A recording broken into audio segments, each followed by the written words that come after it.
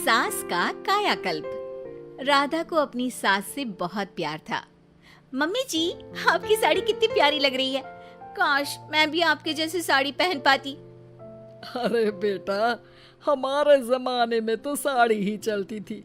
तू क्या करेगी साड़ी पहनकर? दिन भर भागा दौड़ी करती है। साड़ी कंफर्टेबल नहीं फील कराएगी। तू तो ऐसे ही जचती है बेटा। राधा सास को लेकर घूमने जाती, सैर करती और उनसे खूब बातें किया करती थी। एक दिन, अरे राधा और माँ सुनो, अब हम लोगों को बम्बई चलना पड़ेगा। मेरी नई नौकरी वहीं लगी है। अरे वाह माँ, कितना मजा आएगा ना। अरे नहीं नहीं, मैं नहीं जाऊंगी। बड़ा शहर, बड़े लोग, मेरा दिल नहीं लगेगा।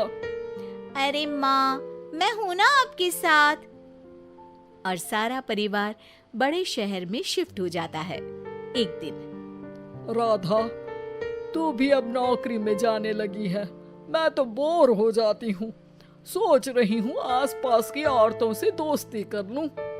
हाँ हाँ माँ, और क्या, यहाँ की औरतें तो किटी पार्टी और बहुत सी फन लविंग एक्टिविटी करती हैं। तो बेटा, 2-4 फन लविंग से मुझे भी मिलवा देना।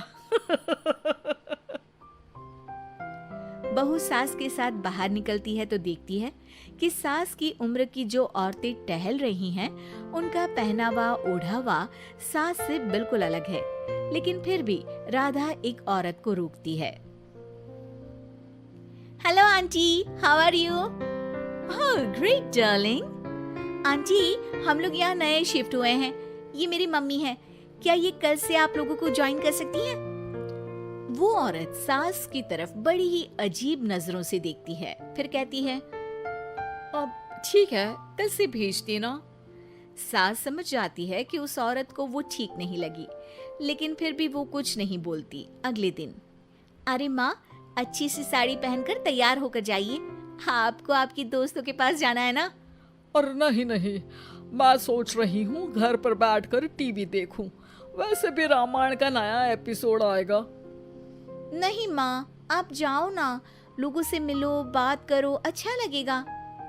ना चाहते हुए भी सास उन लोगों के पास जाती है, लेकिन सभी सास से बुरा व्यवहार करते हैं। सास मुंह लटकाकर घर आ जाती है। बहू समझ जाती है कि सास को कुछ हुआ है। वो रोज सास को पार्क में भेजती, लेकिन सास रोज मुंह लटकाकर वापस आ जाती। क्या हुआ माँ, आप बाहर जाकर खुश नहीं होती हैं?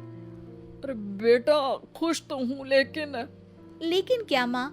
आपको तो लोगों से मिलना, बातें करना अच्छा लगता था। मैं देख रही हूँ कि आजकल आप बाहर से आती हैं तो परेशान सी दिखती हैं। सास कुछ नहीं कहती, अपने कमरे में चली जाती है। अगले दिन राधा चुपके से सास के पीछे पार्क में जाती है। हेलो, कैसे हैं आप लोग? एक औरत मुंह बनाकर साइड हो जाती है। सभी एक दूसरे से बात करती है, लेकिन राधा की सास साइड में चुपचाप अकेली बैठी रहती है। राधा घर आती है और सास के वापस आने का इंतजार करती है। सास मुंह लटकाकर घर आती है। अरे मम्मी जी, तब से इंतजार कर रही हूँ, जल्दी तैयार हो जाइए, मार्केट जाना है।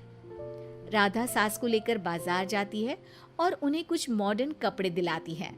अगले दिन सास उन कपड़ों को पहनकर पार्क में जाती है। Oh my God, you are looking gorgeous. Beautiful top. कहाँ से लिया? हे, मेरे घर में कल किटी है, तुम जरूर आना। अजीब औरतें हो तुम लोग। मैं रोज आती थी, तब तो तुम लोग सीधे मुंह बात भी नहीं करती थी। आज इन कपड़ों को देखकर तुम मुझे घर बुला रही हो।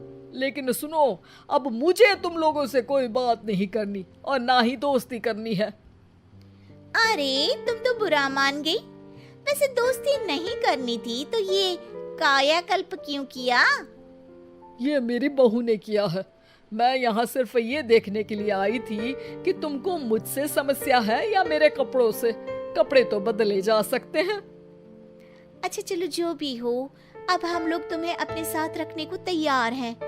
लेकिन अब मुझे तुम लोग नहीं पसंद। ये बोलकर राधा की सास वहाँ से चली जाती है। वाह माँ जी, आज तो आपका चेहरा खिला खिला सा लग रहा है। लगता है आपकी सहेलियों ने आपको अपना लिया। हाँ, वो तो अपनाना ही था।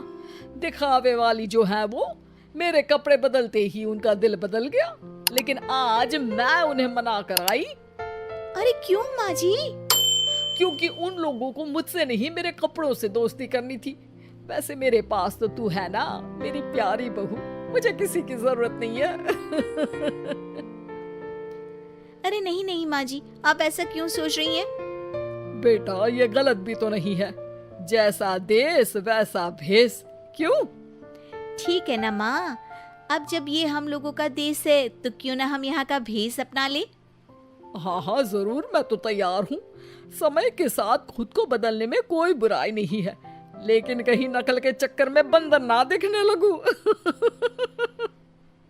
खैर, बहू लग जाती है सास की कायाकल्प।